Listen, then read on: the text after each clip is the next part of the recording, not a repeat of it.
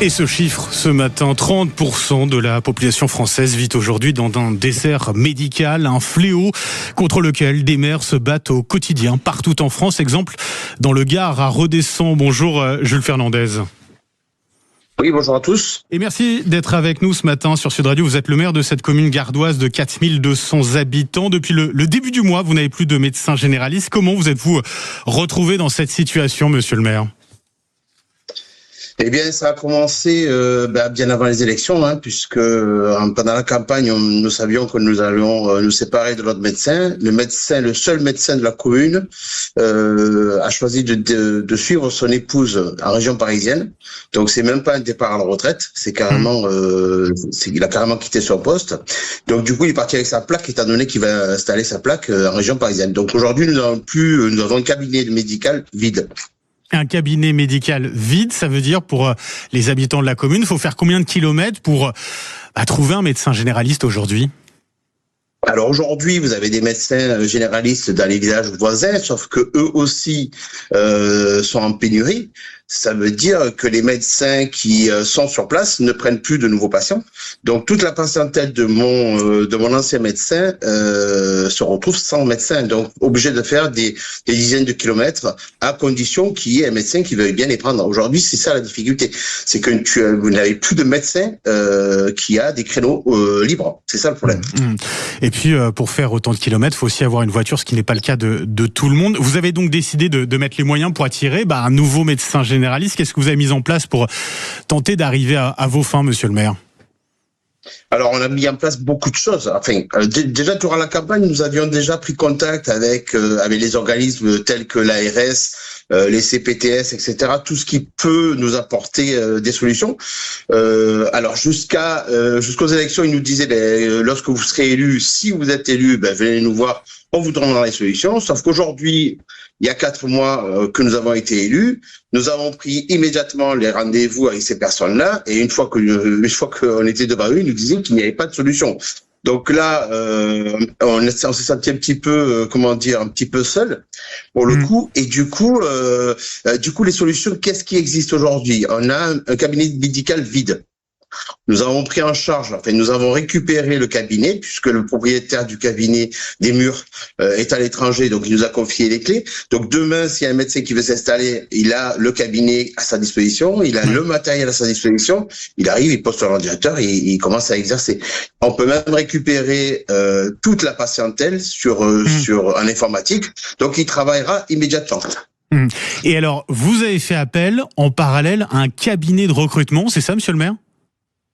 Oui, on nous a conseillé, on nous a donné le numéro d'un cabinet de recrutement, spécialisé en experts médicaux. Ouais. Donc, du coup, on l'a contacté, on a pris contact avec lui, on a vu un petit peu la négociation, sauf que les négociations avec ce genre de cabinet, c'est carrément impossible.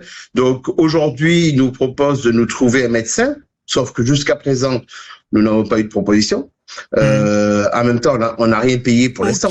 Aucun candidat ne s'est fait connaître à travers ce cabinet de recrutement aujourd'hui. Alors, ni à travers ce cabinet de recrutement, ni à travers l'annonce que l'ancien médecin avait mis. Il avait mis une annonce dans un site spécialisé. L'annonce a été vue plus de 300 fois, mais aucun contact n'a été fait.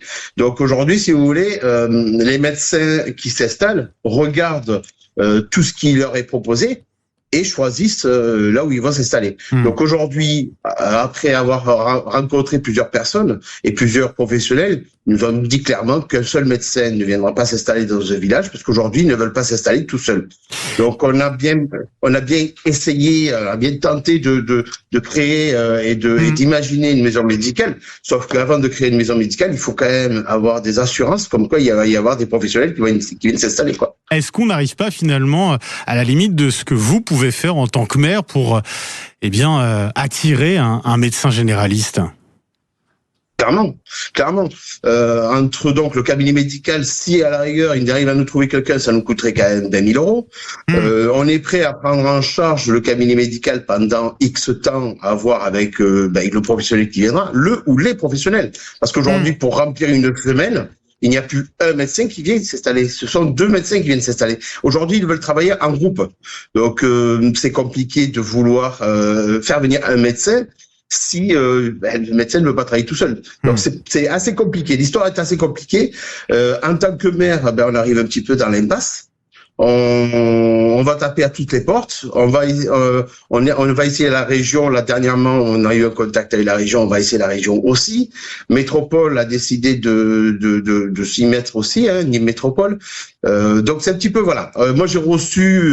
Alors c'est sûr qu'on est en campagne, donc j'ai reçu quand même les sénateurs avec qui nous avons échangé sur les sujets. Il y a la députée qui va venir aussi dans mon bureau la semaine prochaine. Enfin voilà, on essaye toutes les pistes qui sont possibles. Est-ce qu'il faudrait obliger, c'est le débat qui revient sans cesse, les jeunes médecins à s'installer dans des déserts médicaux? Il faut en arriver là, selon vous, monsieur le maire?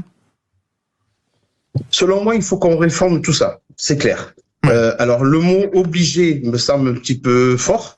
Aujourd'hui, si vous obligez quelqu'un à faire quelque chose, il va pas le faire dans des bonnes conditions. Donc, il faut voir avec eux. Il faut, je pense, se mettre autour d'une table et avec tous les organismes et tous les professionnels, voir un petit peu qu'est-ce qu'ils attendent, qu'est-ce qu'ils veulent exactement, pourquoi ils vont s'installer en ville, qu'est-ce que la ville leur apporte. Et pourquoi ils ne viennent pas s'installer dans un village qui est à 10 km de la ville, qui n'est quand même pas un désert. Enfin, je veux dire, on n'est pas au fin fond de la Creuse, même si j'adore la Creuse. Mais voilà. Donc, à un moment donné, on a une gare TGV à 2 minutes. On a une école, une crèche. On a des commerces. Enfin, je veux dire, on n'est pas tout seul au monde, quoi. Pourquoi un médecin ne veut pas venir s'installer dans un village comme ça et préfère aller en ville?